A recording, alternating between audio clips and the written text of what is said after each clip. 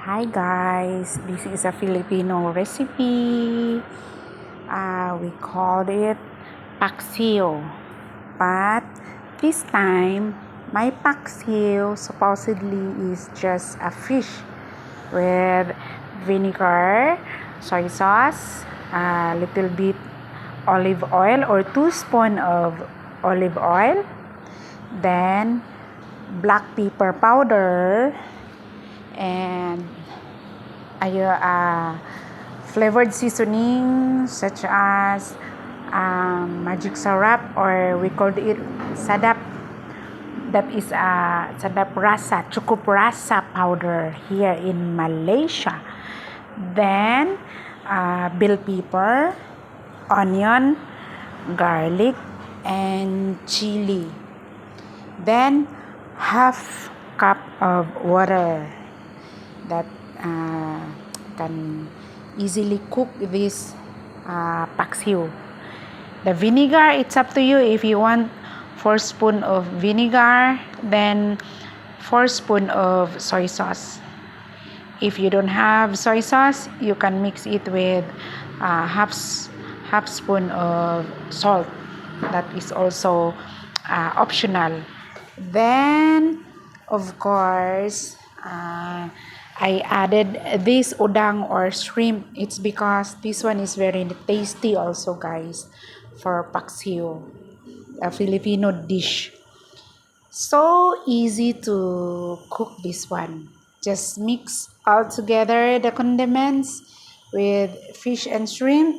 Then let it boil for 5 to 10 minutes. Then it's up to you if you want to add something, but taste it.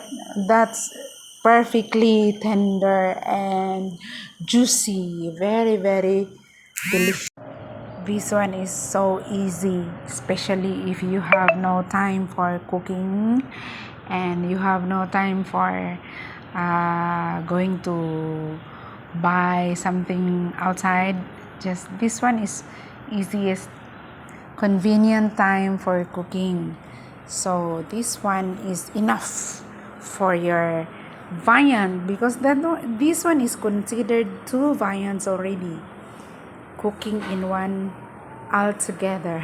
Oh, diba? That's magic and good ideas. No headache. If you want easiest cooking, just try this recipe, guys. Very easy. I will write down below the ingredients and just mix it together. Then let it boil 5 to 7 minutes. That's enough.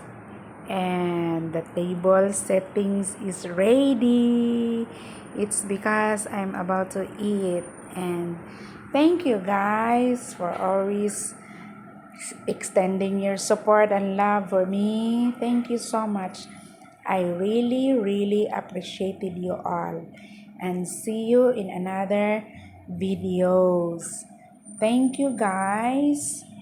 Thank you, and stay healthy and blessed. And it's time for me to eat. This one is the finished product. Very delicious.